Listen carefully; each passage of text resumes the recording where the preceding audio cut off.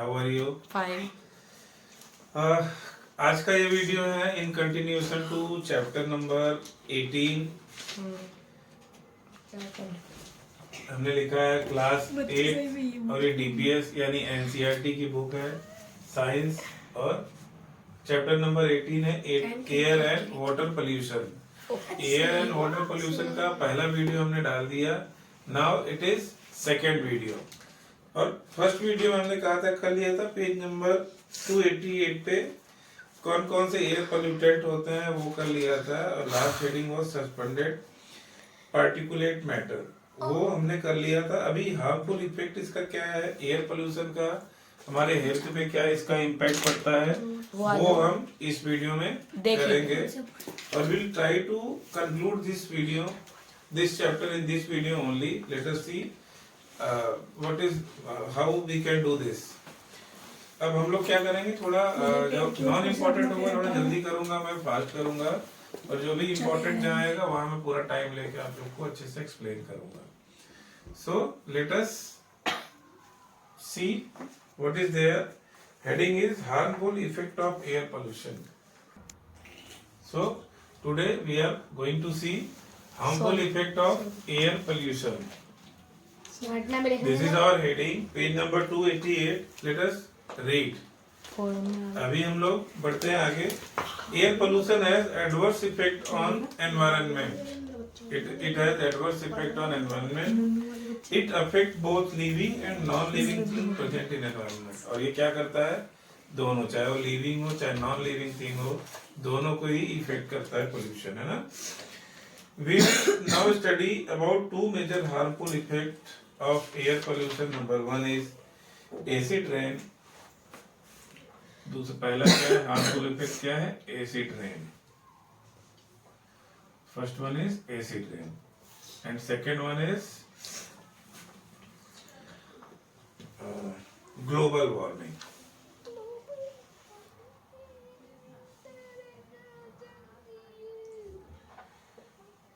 There are two impact which is given in your this chapter, and we will see what are the bad impact of acid rain.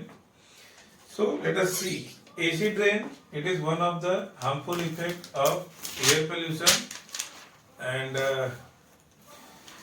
when coal and petroleum are burned in automobiles, electric power plant and factories, they release certain harmful gases in the air. These gases combine with oxygen and water in the air. और ये gases क्या होंगी, combined with oxygen and water. Sulfur dioxide is one of such gas which is released. Sulfur dioxide यानी SO2. ये it will be released in the atmosphere when we burn coal or diesel containing impurities in presence of air. When we burn coal or petroleum which is impure, not proper pure, when we burn it, it releases sulfur dioxide. The impurity containing sulfur combined with oxygen to form sulfur dioxide. When we are burning coal or petroleum, suppose coal, it has impurity of sulfur. It has impurity of sulfur. If we are burning this coal, then what will be done? What will we do? Outcome, sulfur will bind with O2 and outcome will be SO2. Sulfur dioxide will be produced. Now, what is this? It is a poisonous gas that is acidic in nature. और ये sulfur dioxide is acidic. ये क्या होता है, acidic होता है और gaseous form में रहता है। फिर क्या होगा, similarly oxides of nitrogen are also found which are also poisonous and acidic in nature. The huge emission of sulphur dioxide and nitrogen oxide, nitrogen oxide को हम लोग लिखते हैं NO। जस्ट ये दोनों जो है, अगर सल्फर इम्प्योरिटी है तो क्या बनेगा, SO2। अगर नाइट्रोजन इम्प्योरिटी है तो क्या बनेगा, नाइट्रोजन ऑक्साइड। इससे क्या बनेगा? Nitrogen oxide. अब ये दोनों ससुरे क्या करेंगे? हवा में उड़ जाएंगे, और जब बारिश होगा तो फिर ये एसिडिक फॉर्म में होते हैं दोनों के दोनों। ये भी एसिडिक है और ये भी एसिडिक है। दोनों क्या करेंगे? हवा में जाएंगे, और जब बारिश होगी तो सल्फर डाइऑक्साइड और नाइट्रोजन ऑक्साइड ये दोनों क्या करेंगे? बारिश के साथ गिरेंगे, और जो रेन होगा अगर उसमें नाइट्रोजन ऑक्साइड और सल्फर डाइऑक्साइड अवेलेबल है तो कौन सा रेन होगा? एसिडिक रेन होगा, है ना? एसिडिक रेन होगा। मैं पढ़ता हूँ। The huge emission of sulfur dioxide and nitrogen oxide are responsible for acid rain. When the water in the air comes down as rain, sleet, hail or snow, it combines with acidic pollutant like sulfur dioxide and nitrogen oxide. They dissolve in the rain to form sulfuric acid and nitrate. अभी क्या होगा मैं आपको बताता हूँ, very important. Global warming बाद में heading डालते हैं। ये क्या होगा? रेन में डिसॉल्व हो जाएगा, और क्या बन जाएगा? इसमें कुछ तो बनेगा, सल्फ्यूरिक एसिड और nitric acid. Sulphuric acid, sulphur dioxide dissolve होके बनेगा, एंड नाइट्रेट।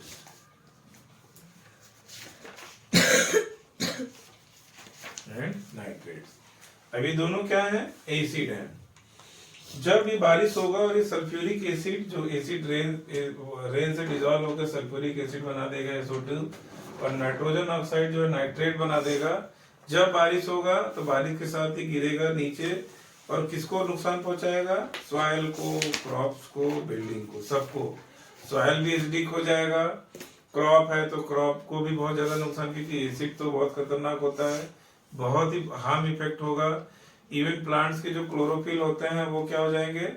क्लोरोफिल पे डिसेबिलिटी आ जाएगी, उनका फोटोसिंथेसिस भी बहुत बुरी तरीके से प्रभावित होगा। So there photosynthesis will be effected hugely, and second one is building will also be get affected, because whenever we have seen that if we are washing our tiles or walls with the acid, then it corrodes the acid or tiles or building, and it will create disintegrate, or it will damage the building. So it has a very bad impact on these things. Rain containing a small amount of acid formed from sulfur dioxide and nitrogen oxide is called acid rain. मैं लिख देता हूँ for your reference. Rain containing a small amount of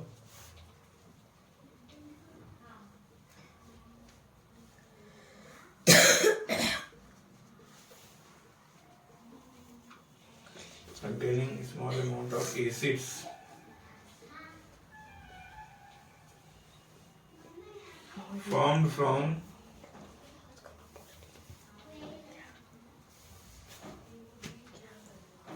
formed from sulfur dioxide and nitrogen oxide, यानी SO2 and NO,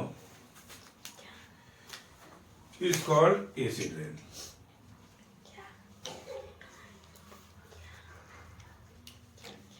It is very important and a sure short question for your exam. And this is what is acid rain. Acid rain के अंदर क्या important है? दो होता है, एक sulphur dioxide जो रेन वाटर से मिलकर सल्फ्यूरिक एसिड बनाता है, और दूसरा होता है नाइट्रोजन ऑक्साइड जो क्या है? रेन वाटर से मिलकर नाइट्रेट बनाता है। और जब rain containing small amount of acids form from sulphur dioxide क्या बनेगा? Sulphuric acid. नाइट्रोजन ऑक्साइड से क्या बनेगा? Nitrate. Is called acid rain. इसको क्या बोलते हैं? एसिड रेन बोलते हैं। एटमॉस्फेयर में सर और भी तो गैसेस होंगी, जैसे कार्बन मोनोऑक्साइड वगैरह, वो सब क्यों नहीं? That is not combining with rain water, and this is acidic in nature. अगर if something is base then it will not harm anything, but if it is acid like sulfur dioxide क्या होगा, rain water से combined होगा और highly मतलब strong acid sulphuric acid है. जैसे अभी ताजमहल है तो ताजमहल के ऊपर एसिड रेन की वजह से बहुत सारा नुकसान हो रहा है पोल्यूशन की वजह से. तो it is cause of concern. ऐसे ही नाइट्रेट है, जहां भी एसिड रेन होगा वो पोल्यूशन की वजह से क्या होगा, एनिमल को, प्लांट को, बिल्डिंग को। Sir, it means acid rain can infertile the soil. Yes, the acidic soil, it will decrease its fertility and the growth of the crop or the production of crop will be reduced drastically. So, is it okay for you? Yes, sir. Let us proceed further. I have done what? Rain containing a small amount of acid. You have to mug up it. Keep in mind, this question is sure short, so put a small star mark. I am also putting for you. Just put a star mark that it is very important and it will come to your exam. 100% sure short question is that you are going to see this question in your exam. If I am not wrong, then you will see in your 9th class and also in your board exam. You can see this question, it is very important. I have completed this. Let us see what is given further in your book.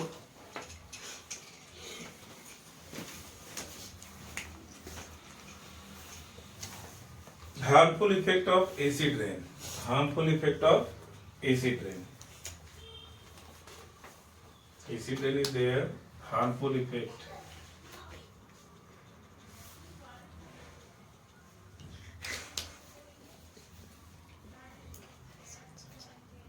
Harmful effect of acid rain. Let us see what is there. Acid rain can pollute lake and streams, killing the fish, other organisms that live in them. अब बारिश होगी, water will go to lake, river, and it will damage the organisms living in these water bodies. Acid rain also damages various kind of vegetation, including farm, crop, and tree. It will also damage various kind of vegetation. So, अब मैं अगर short note में आप लोग को दूं, then you can write it down. Number 1,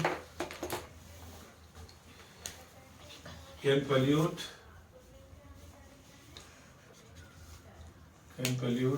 lake, river, and organisms living in it. जो भी ऑर्गेनिज्म इसमें रह रहे हैं, चाहे फिश हो, कुछ भी हो, उसको पल्यूट करेगा और उसको इम्पैक्ट करेगा. Number two is can damage vegetation,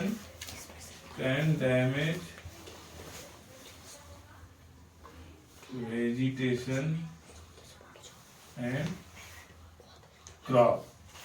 Earlier I have told you that it will directly affect the chlorophyll present in the leaves, and which is mainly involved in photosynthesis. So ultimately plant will be affected drastically. Next is acid rain corrodes or wears away surface of building or other structure. So I am writing it. Third one is corrodes. CORRODS, corrodes building, है ना. So building क्या होगा, उसका corrosion हो जाएगा. जैसे iron का वो रस्टिंग होता है, ऐसे बिल्डिंग का कोरोजन होगा, and it will be a problem. अभी cause of concern is, I think it we will see this in next page. Yes, now seeing the next page, page number 289, case of Taj Mahal. It is the impact of point number 3. Let us read. What is this? The Taj Mahal located in Agra is one of the 7 wonders of the world, everyone knows. It was built by Emperor Shah Jahan in 17th century. Taj Mahal किसने बनाया था? सही. तो SST का question हो गया. Yes. I know about it. Shahjahan ने ताजमहल बनाया. ताजमहल को हम क्या बोलते हैं? It is one of 7 wonder of the world, है ना. जो 7 अजूबे दुनिया के हैं उसमें से एक है ताजमहल. बनाया किसने? शाहजहां ने. कब बनवाया? It was in 17th century. It was built in 17th century. Now let us proceed. Sir, there is one more na Rani Ni Wap. Yes, it is there, but right now we are studying the impact of AC train on building. And as it is heritage building, it has got one of the 7 wonder of the world. World का 7 अजूबे में से एक है. That's why we are concerned about this. Let us see what is Nowadays we are having, sir, that there is lot of corrosion is seen in Taj Mahal's marble. Yes, this is because of Acid rain. corroding effect of acid rain, right? Let us see. Over the past 2 decades, the Taj Mahal has become matter of concern. Last 2 decades से Taj Mahal has become the matter of concern.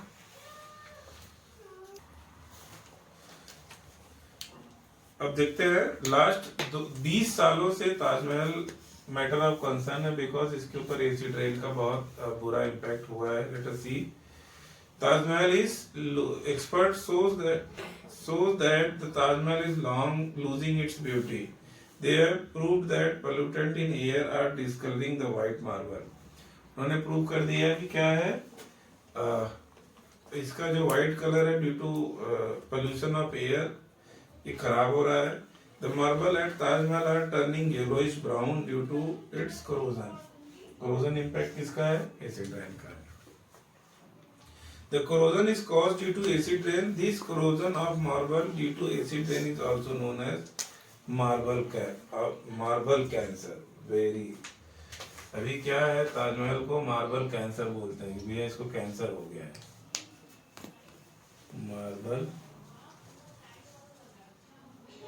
Cancer किसको बोलते हैं? Corrosion of Taj Mahal.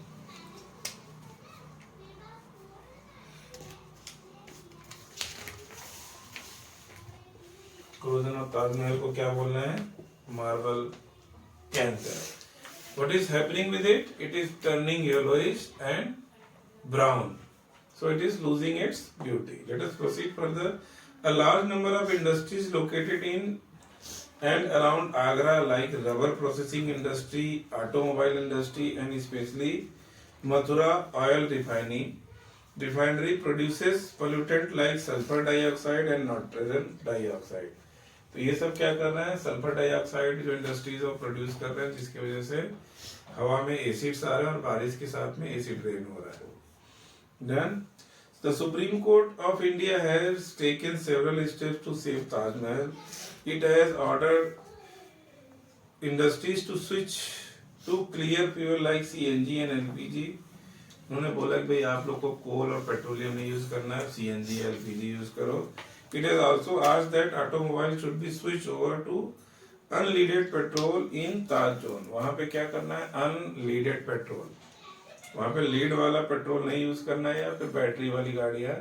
Taj zone बनाया. ताज zone के अंदर कोई भी ऐसी गाड़ियाँ नहीं चलेंगी. गाड़ियाँ चलेंगी बट अनलीडेड पेट्रोल होना चाहिए और या तो फिर इलेक्ट्रिसिटी या बैटरी वाली गाड़ियाँ होनी चाहिए. Greenhouse effect and global warming. Next is also very important and you should be knowing absolutely very well with all clarity. I am moving to, I have seen acid rain. Acid rain का crux point क्या था?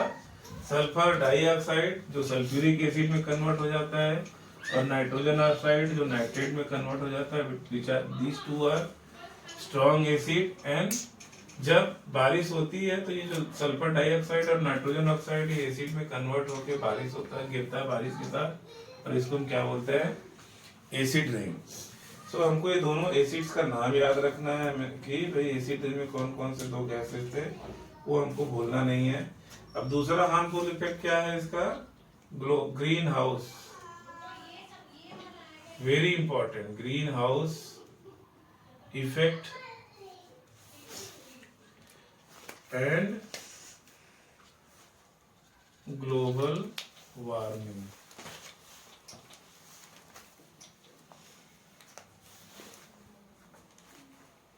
And global warming. अब क्या है green house effect? Let us see. First we read. We know that sun rays warm the surface of earth through radiation. We all know. होता क्या है इसमें? I am giving you the crux, then I will read the book. What is greenhouse effect? In our atmosphere or air, there is one gas called carbon dioxide. Its percentage is 0.003%. 0.03. Sorry, 0.03%. Now, what will happen? Whenever sun rays come to the earth, it get reflected to atmosphere by the building, plant, wherever it falls, it get reflected. But due to presence of carbon dioxide, it traps the energy and do not allow to leave the energy to the atmosphere. It can't radiate.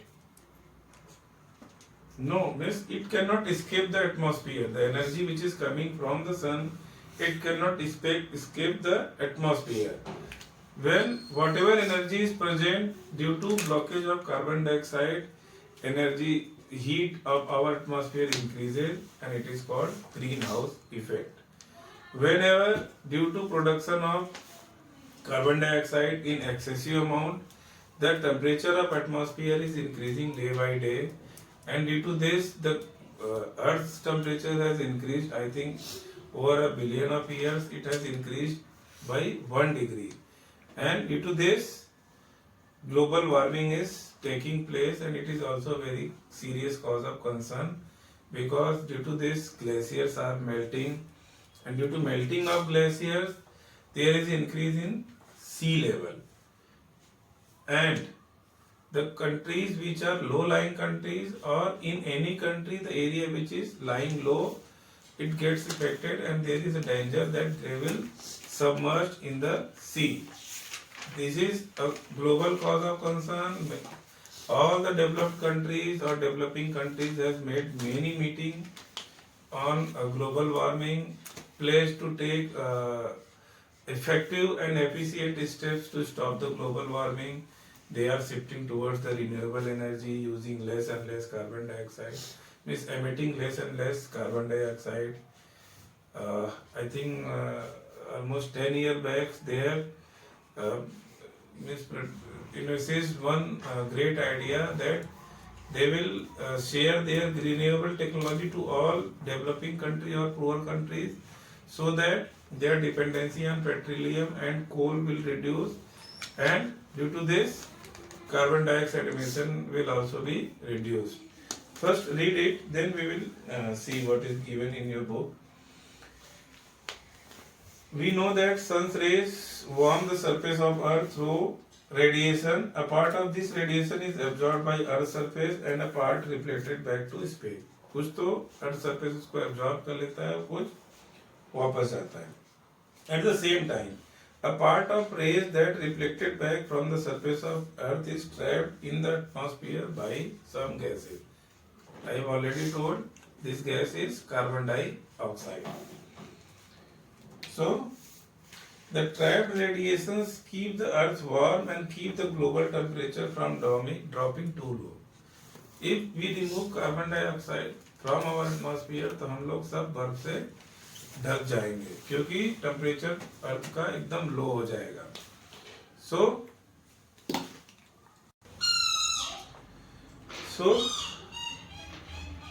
अगर carbon dioxide हम अपने atmosphere से हटा देंगे तो क्या होगा? पूरा अर्थ जो है एकदम कूल हो जाएगा, बहुत ज्यादा ठंडा हो जाएगा, क्योंकि जो सन की रेज आएंगी वो ट्रैप नहीं होंगी और वापस निकल जाएंगी. We can say that the atmosphere act like a greenhouse. तो हम क्या बोल सकते हैं कि एटमॉस्फेयर हमारा ग्रीन हाउस की तरह एक्ट करता है. You would have seen green house in nursery. हमने बहुत सारा देखा है कि भाई जो प्लांट को ग्रीन हाउस ज्यादा टेम्परेचर की जरूरत होती है तो वहाँ ग्रीन कलर के कपड़े से पूरा हाउस जैसा बना देते हैं. It is a greenhouse in which plants that need protection from cold weather are grown. The glass walls and the roof of the greenhouse allow the heat energy from sun to come in, but it does not let them escape. जो green house बनाते हैं, green house green colour का कपड़े से बना देते हैं, तो उसमें क्या होगा? जो एनर्जी आएगी तो सही, लेकिन उसको बाहर जाने नहीं देता, और अंदर का टेम्परेचर जो होगा, मान लो एक ग्रीन हाउस घर बना दिया ये ग्रीन हाउस. अब इसके अंदर क्या होगा? प्लांट्स उगाएंगे जो भी जिनको ज्यादा ज्यादा गर्मी चाहिए, एक जाने का रास्ता हल्का सा बनाते हैं, डोर।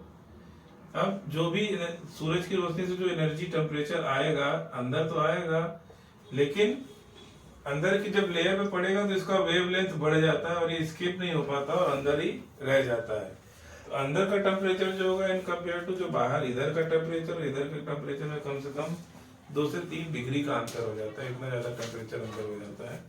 तो जो अंदर प्लांट ग्रो कर रहे हैं उनका सेफ्टी हो जाता है। इसको क्या बोलते हैं? Green house effect. ठीक है। The warm rays coming from sun have short wavelength. The glasses at greenhouse allows them to pass through and warm and the air inside. When these rays are reflected back, their wavelength become much longer and the glasses block them from leaving the greenhouse. ऐसे हमने गाड़ियों में भी देखा है कि गाड़ी अगर धूप में खड़ी कर दो तो कांच के अंदर से तो धूप यानी एनर्जी जो अंदर आ जाती है, फिर सीट पे या हैंडल पे वो पड़ने के बाद जब रिफ्लेक्ट होती है तो उसका वेवलेंथ बहुत ज्यादा बढ़ चुका होता है और फिर वो कांच से बाहर नहीं जा पाता। तो एनर्जी अंदर होती है। धूप में अगर गाड़ी खड़ी है और आप जाके बैठो तो लगता है गाड़ी के अंदर हीटर लगा था, क्या था, इतना गर्म हो जाता है। तो this is also effect of green house. इसको भी हम ग्रीन हाउस इफेक्ट बोलते हैं। अब देखते हैं क्या लिखा है। Some gases in the atmosphere allow the heat rays from sun to reach the earth surface but blocks them from leaving the atmosphere after being reflected back from the surface of earth. Such gases are called greenhouse gas. तो जो gases हैं जो block कर रही हैं जो energy या temperature है उसको स्केप करने से उसको हम क्या बोलते हैं? Green house gas. Green house gas. Green house gas क्या है? It blocks the emitted energy reflected by earth surface। Earth surface से जो ग्रीन हाउस एनर्जी जो रिफ्लेक्ट होगी ये क्या करेगा? उसको ब्लॉक कर देगा। थस हमारा जो टेम्परेचर एनवायरनमेंट है उसका जो टेम्परेचर है दैट विल कांस्टेंट रहेगा वो। ठीक है, देखते हैं। और इसको इस गैस को हम क्या बोलते हैं? ग्रीन हाउस गैस बोलते हैं। Most important abundant green house gas in the atmosphere is CO2। और इसका एग्जाम्पल क्या है? सबसे इंपॉर्टेंट वो है, example is CO2, carbon dioxide. Carbon dioxide. Other gases like methane, nitrous oxide and water vapour are also called. तो अब इसके अंदर हम लिख रहे हैं, सारा नाम लिख रहा हूं मैं, आप लोग को याद रखना है। Methane, water vapour,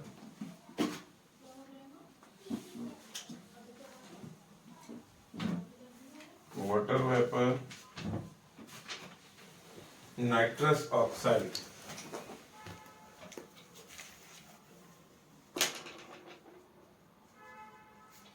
nitrous oxide. ये नाम हमको याद रखना है, ये नाम हमको याद रखना है। आपको क्वेश्चन कैसे पूछा जाएगा? Which of the following is not a green house gas. तो ये अगर नाम इसमें CO2 आया, मीथेन आया, वाटर वेपर आया, नाइट्रस ऑक्साइड आया तो आपका आंसर होगा ये ग्रीन हाउस गैस है। इसके अलावा कुछ भी दे देगा आपको, सल्फर डाइऑक्साइड दे देगा, नाइट्रोजन ऑक्साइड दे देगा, नाइट्रस ऑक्साइड अलग है, नाइट्रोजन ऑक्साइड दे देगा या कुछ भी देगा, क्लोरीन फ्लोरीन कुछ भी दिया, वो ग्रीन हाउस गैस नहीं है। ग्रीन हाउस गैस कितने हैं? 1 2 3 4 और 5। ये 5 नाम आपको याद रखने हैं। This is green house gas. 1 2 3 4, 4 ही है। 4 नाम हमको बाय हार्ट याद कर लेना है। तो इससे आपका एक क्वेश्चन श्योर शॉर्ट पक्का है, पूछेगा what is green house gas. तो gases which block the emitted energy by earth surface is called greenhouse gas. Example क्या है? CO2, methane, water vapour and nitrous oxide. Very important. इसको भी मैं star mark कर दे रहा हूँ. इस पे 2 कर दे रहा हूँ. ये आप लोग 10th क्लास 12th क्लास तक ये क्वेश्चन देखते रहेंगे इससे रिलेटेड. थोड़ा सा इसका स्टडी ब्रॉड हो जाएगा, लेकिन question will always remain same और crux will also always remain same. Competitive exam में भी ये क्वेश्चंस आते रहते हैं कि भाई कौन सा ग्रीन हाउस गैस नहीं है. अच्छे बड़े बड़े एग्जाम में भी आता है, लोग गलत करके आते हैं इस क्वेश्चन को. सो हमको क्या करना है? बाय हार्ट इसको गैसेस का नाम याद कर लेना है. आगे चलते हैं. Without the presence of these gases the temperature of earth would not be stable and life would not be possible on earth. अगर ये गैसेस हम हटा दें तो टेम्परेचर जो है वो स्टेबल नहीं रहेगा और लाइफ जो है बहुत डिस्टर्ब हो जाएगी. The warming up of atmosphere due to trapping of heat rays from the sun by greenhouse gases is called greenhouse effect. और जो वार्मिंग करता है ग्रीन हाउस गैस, वार्मिंग, इसको हटा देते हैं, टेढ़ा हो गया, by green house gas is called green house effect. Green house effect. तो ये दोनों चीजें इंपॉर्टेंट है. ग्रीन हाउस क्या है और ग्रीन हाउस इफेक्ट क्या है. तो जो ग्रीन हाउस गैसेस होती हैं जो एनर्जी को ब्लॉक करती हैं, और इसके इफेक्ट को क्या बोलते हैं? Green house effect. आगे चलते हैं. Green house gas arise naturally and are part of the makeup of our atmosphere. ये हमारे एटमॉस्फेयर में प्रेजेंट है, आपको पता है. Earth sometime is called Goldilock planet. Earth को हम समटाइम्स क्या बोलते हैं? Goldilock planet. चलिए इसको भी मैं ड्रॉप कर देता हूँ. आगे बढ़ते हैं.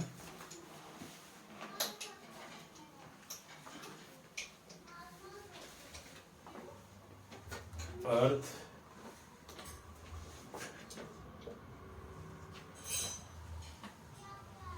क्या बोलते हैं? Goldilock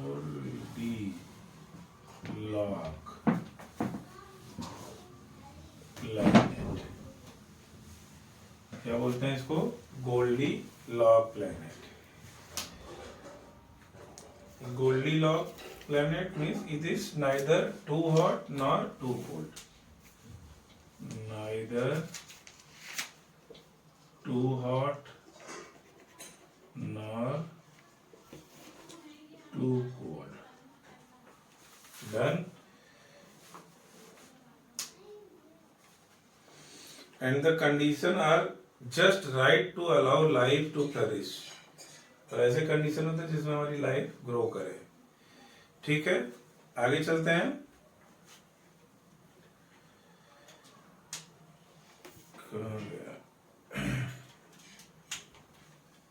Part of what makes the earth so amenable is naturally arising greenhouse effect which keep the temperature of the atmosphere at a friendly 15 degree centigrade on an average. Temperature कितना रहता है? 15 degree centigrade on an average. Average अगर देखें पूरे अर्थ का निकालें तो degree कितना रहता है उसका? 15 डिग्री सेंटीग्रेड. आगे बढ़ते हैं. बट इन लास्ट सेंचुरी और so human being have been producing excessive green house gases. अभी भाई मैं बोल रहा था कि ये कंसर्न हो गया पूरे ग्लोबल वर्ल्ड के लिए, ग्लोब के लिए. ग्रीन हाउस गैसेस ज्यादा एमिट हो रही due to excessive industrialisation. Industry से जो गैसेस निकल रही इसमें कार्बन डाइऑक्साइड, नाइट्रस एसिड, ये सब ज्यादा निकल रहे हैं, नाइट्रस ऑक्साइड, और इसकी वजह से क्या हो रहा है? ग्रीन हाउस गैस ज्यादा हो जा रहा है. अब effect of global warming. Effect of global warming. Let us see what is the effect of global warming. Global warming causes a rise in sea level. मैंने समरी में बताया था. नंबर 1 क्या है? Rise in sea level.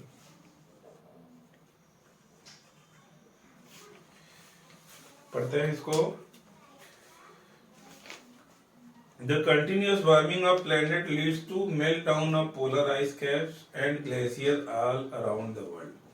जो temperature जो average temperature था ना वो बढ़ गया है अभी भाई 1 और 2 डिग्री। उसकी वजह से क्या हो रहा है, जो ग्लेशियर्स थे या आइस कैप्स थे वो धीरे धीरे मेल्ट हो रहा है। This leads to a rise in sea level which can cause low lying area around the world to be flooded. मैंने बताया था कि जो लो लाइंग एरिया होंगे या लो लाइंग कंट्रीज होंगे वो सब पानी में, समंदर की पानी में डूब जाएंगे। It is projected that if the rise in sea level continues, major coastal cities like of the world like Mumbai, New York, Miami or Venice etc. would be flooded by at least 5 meter of water. ऐसे ही चलता रहा तो 5 metre पानी के अंदर और घुस जाएगा, ये सब सिमट जाएगा। लोगों को वहां से भागना पड़ेगा, पलायन होगा, बहुत सारा डिस्टरबेंस होगा, मेजर बड़ी बड़ी सिटीज सब डूब जाएंगी। 5 मीटर में क्या होता है? 5 metre means 15 feet. 5 metre means 15 feet यानी 1.5 फ्लोर। एक फ्लोर से और आधा फ्लोर इतना तक डूब जाएगा तो लोग पीछे खिसकना पड़ेगा सबको, और बहुत सारा प्रॉपर्टी, बहुत सारे जो हमारा लिविंग स्पेस है वो कम हो जाएगा। सर ग्रीन हाउस गैस पहले नहीं होते थे? पहले होते थे but there was less industrialisation. तो जो बैलेंस एक बना हुआ रहता था कि भाई तो ग्रीन हाउस गैस जैसे परसेंटेज 0.3% है अगर carbon dioxide, that was maintain. But अभी क्या हो रहा है, ज्यादा से ज्यादा लोग ग्रोथ, डेवलपिंग कंट्रीज जो डेवलप होने के लिए ज्यादा इंडस्ट्रीज लगा रहे हैं, तो जो उनका बाई प्रोडक्ट होता है कार्बन डाइऑक्साइड वो एटमॉस्फेयर में छोड़ रहे हैं, जिसकी वजह से जो एनर्जी जो सन की रेज आती है वो ट्रैप होके एवरेज टेम्परेचर जो 15 डिग्री था धीरे धीरे वो बढ़ रहा है।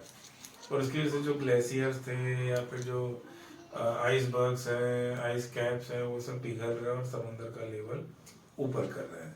This is a major cause of concern, और इसके लिए पूरा वर्ल्ड एकजुट होकर इसके ऊपर काम कर रहा है। बट अब प्रॉब्लम कहाँ है, जब डेवलपिंग कंट्रीज जो आज की डेट में डेवलप्ड हैं उन्होंने जी भर के अपना इंडस्ट्रियलाइजेशन कर लिया, खूब सारा एमिशन किया। अब जब बात आ गई है जो गरीब देश थे, जो डेवलपिंग कंट्रीज, जिनके ग्रोथ की बात आई, अब वो लोग मीटिंग पे मीटिंग करते हैं, उनके ऊपर रोक लगाते हैं कि भाई आप जो है एमिशन कम से कम करो। अब प्रॉब्लम कहाँ है, जो लेस डेवलप्ड कंट्री है उनको प्रोडक्शन करना पड़ेगा, इंडस्ट्रियलाइजेशन करना पड़ेगा, अदरवाइज उनका डेवलपमेंट नहीं होगा, और उनका डेवलपमेंट कोई अपना कंप्रोमाइज करने के लिए तैयार नहीं। इसीलिए बार बार जो मीटिंग्स होती हैं, they are sitting together, they are agreed to transfer all the this green energy resources, all technologies pertaining to that they are agreed to transfer. They are ready to give financial assistance to develop such technology in poor or developing countries, so that their dependency on petroleum, coal is reduced, thereby reduction in carbon dioxide or greenhouse gases. This is cause of concern. All are acting or working on this, but right now there is no concrete solution has come out yet. Let us proceed further. मुझे लग रहा है शायद global warming देखते हैं, ऊपर का पढ़ना रह गया है। Burning of fossil fuel, this is upper half figure के ऊपर जो लिखा है मैं वो पढ़ रहा हूँ उसका last point. But in last century और so human being have been producing excessive green house gases mainly through burning of fossil fuel that give off additional carbon dioxide into air. हमारी बात तो हो गई इस पे। The level of carbon dioxide in the earth atmosphere has been rising consistently for decades. Excessive carbon dioxide in the air traps extra heat near the surface of Earth, causing temperature to rise. The undue rise in average temperature of Earth atmosphere due to increasing greenhouse effect is called global warming. मैं इसका definition लिख देता हूँ आप लोग के लिए। Global warming पूछेगा आपसे, बहुत इंपॉर्टेंट है। अगर आप इसका इम्पैक्ट समझ गए तो आप आराम से लिख ले जाओगे, you will secure full marks from this topic. क्या है? Increase in average temperature of earth, increase in average temperature of earth due to increase in greenhouse gas is called global warming.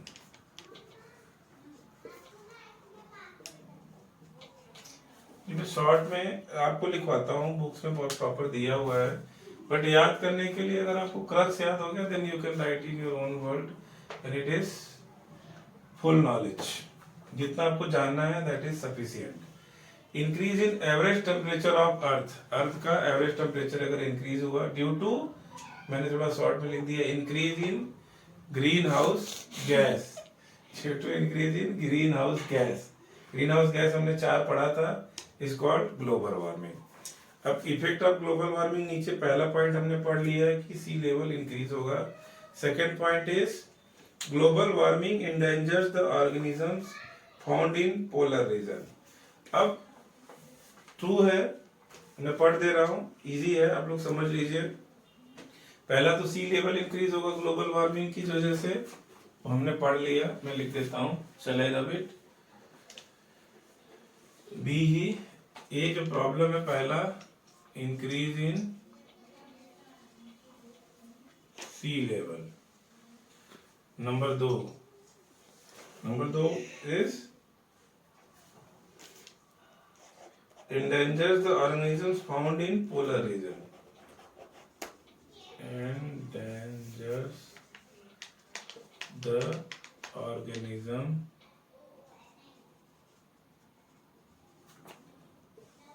found in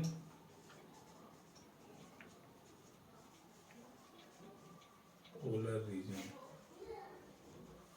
जो polar region में जो organisms या animals पाए जा रहे हैं उनके ऊपर भी खतरा होगा. क्यों होगा? इट इज बट ऑब्वियस कि वहां बर्फ पिघलने लगेगी और उनकी जो लाइफ है, जो उनका रहन सहन, जो स्टाइल है, वो पूरी तरीके से बर्फ पे रहेंगे, या उनको बहुत चिल टेम्परेचर चाहिए बट टेम्परेचर इज राइजिंग, और धीरे धीरे जो बर्फ है वो पिघल के पानी हो जाएगा, तो बेचारे रहेंगे कैसे? उनकी जमीन तो छिन जाएगी, there land will become water and they will be in dangerous, है ना. तो हमको इसका भी इम्पैक्ट देख लेते हैं. The melting ice caps affect the habitat of organisms found in the polar region. When there is a less sea ice, animal that depend on it for survival must adapt or perish. हो या तो adopt कर लें, swimming करना सीख जाएं, या तो फिर चले जाएं दुनिया छोड़ के. क्योंकि गलती किसकी है? इंसानों की. और भुगतेगा कौन? हजारों किलोमीटर दूर जो बेचारे आइस पे रहने वाले एनिमल्स हैं, उनकी लाइफ खतरे में आ जाएगी. सर पेंगुइन्स भी खतरे में आएंगे क्या? एवरीबॉडी विल खतरे में आ जाएगा, जो अभी जिनको वो तो पर तैरना जानते हैं. If they can adopt then they can, otherwise they will vanish. Like polar bear. Yes, अभी तो एंडेंजर्ड स्पीसीज में भी आता है. चलिए हम चलते आगे. Loss of ice spell trouble for polar bear. Your word has come.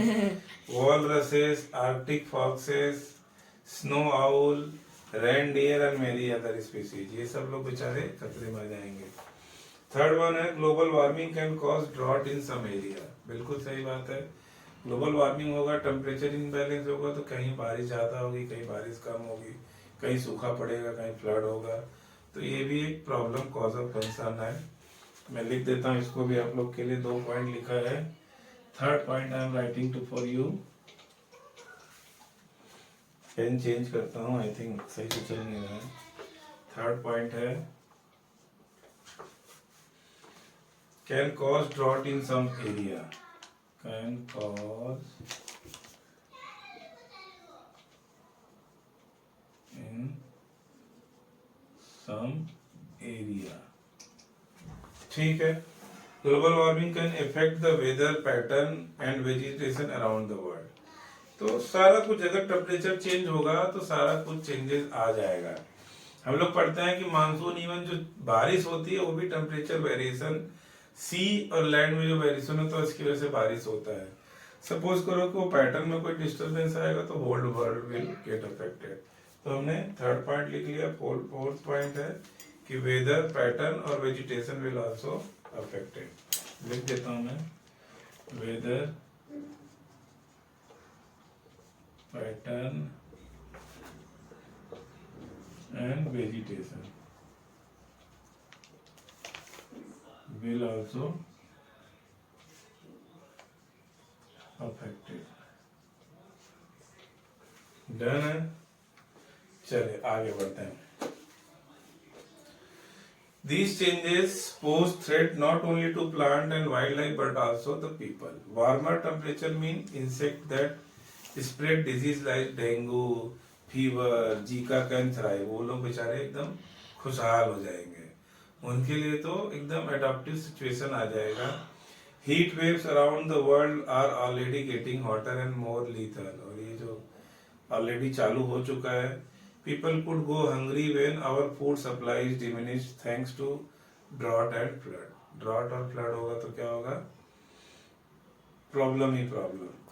2011 nation research council study found that for every degree Celsius that the plant heat up, crop yield will go down by 5 to 15%। वो ऐसा बोलते हैं कि 1 degree अगर temperature बढ़ गया तो crop का जो प्रोडक्शन है 5 से 15% डाउन हो जाएगा। तो सोचो अगर गर्मी बढ़ जाएगी तो हमको खाने के लिए जब क्रॉप ही नहीं रहेंगे तो हम खाएंगे क्या?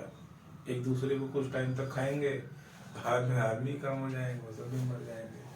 सो this is a cause of concern. Global warming is a cause of concern और इसकी वजह से whole world is very anxious and very cautious कि भाई अभी इसके लिए कुछ करना चाहिए, अगर अभी नहीं तो कभी नहीं, है ना। बहुत सारे एक्टिविस्ट हैं जो इसके ऊपर बार बार आर्टिकल्स लिखते रहते हैं, वर्ल्ड को जागरूक करते रहते हैं। आगे देखते हैं how to prevent air pollution. चलिए इंपॉर्टेंट है हाउ टू प्रिवेंट। हमने अभी जो 2 टॉपिक पढ़े, acid rain and global warming, that is very important, आप लोग को ध्यान रखना है। अब एयर पोल्यूशन को कैसे प्रिवेंशन है वो देखते हैं।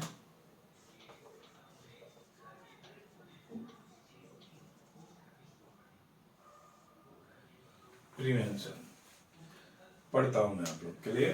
सर ऊपर वाला मिटा दो, प्ले करी। तो burning of waste in open should be avoided.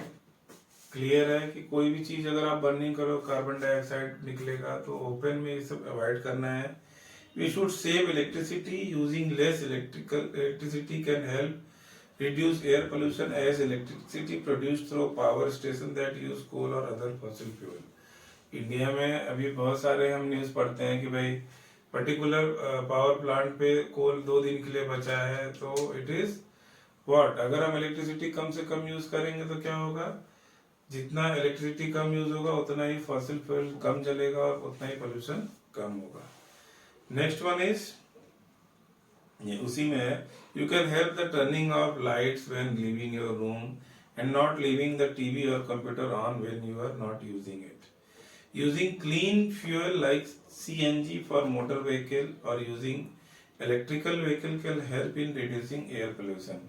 अभी समय आ गया है, इलेक्ट्रिकल व्हीकल बहुत सारे लॉन्च हो रहे हैं एंड टेक माय वर्ड्स, आने वाले आई थिंक 10 सालों में 50% of the vehicle will be replaced by electric vehicle, 50% और मोर। सो हमारा जो डिपेंडेंसी ऑन पेट्रोल है, ये सब चीजें धीरे धीरे कम होने लगेंगी। बट वही है कि हमारा जो इलेक्ट्रिक जनरेशन है that should be on conventional basis. ये कोल और ये सब जो है वो उसको कम से कम करना चाहिए ताकि एयर पोल्यूशन कम से कम हो। Using public transport instead of private transport और car pooling is good option as well. तो हमको क्या करना है कि पब्लिक ट्रांसपोर्ट यूज करो, अपना अलग अलग गाड़ी ले जाने की बजाय कार पूलिंग करो, जिसमें 4-5 लोग जहाँ एक ही डेस्टिनेशन पे जा रहे हैं तो साथ में जाओ, साथ में आओ। 5 लोग अलग अलग गाड़ी लेके जाएंगे और एक गाड़ी में 5 लोग जाएंगे, this will help a lot. Renewable source of energy like solar power, hydropower, etc. should be promoted. Bursting of crackers should be prohibited. Crackers को भी बहुत ज़्यादा इसकी वजह से pollution होता है, उसको भी रोकना चाहिए। We can plant trees and nurture the ones already present in neighborhood.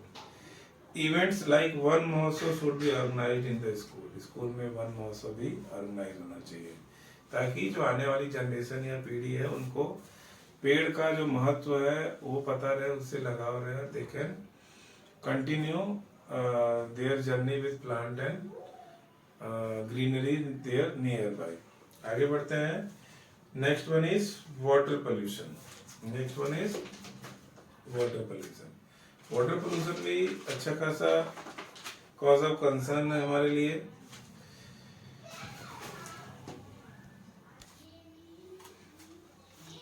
Next point is water pollution.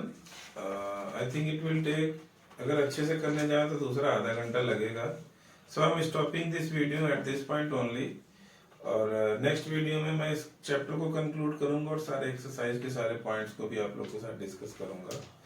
So I am stopping this video up to air pollution. कल जो नेक्स्ट वीडियो आएगा हमारा that will be based on water pollution and related information.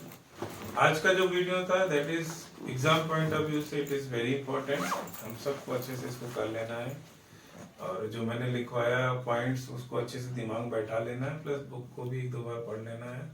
Then you will be able to answer any kind of question. It can be multiple option choice question, it can be written 2 marks question और it can be 4-5 marks. अगर long question भी आएगा तो भी आप लोग आराम से इसको कर पाओगे. So thank you so much. आप सबसे रिक्वेस्ट है कि प्लीज वीडियो को शेयर करते रहें, सब्सक्राइब कराते रहें ताकि मुझे मोटिवेशन मिलता रहे and I can bring more and more video for you people. Thank you so much. जय श्री कृष्ण.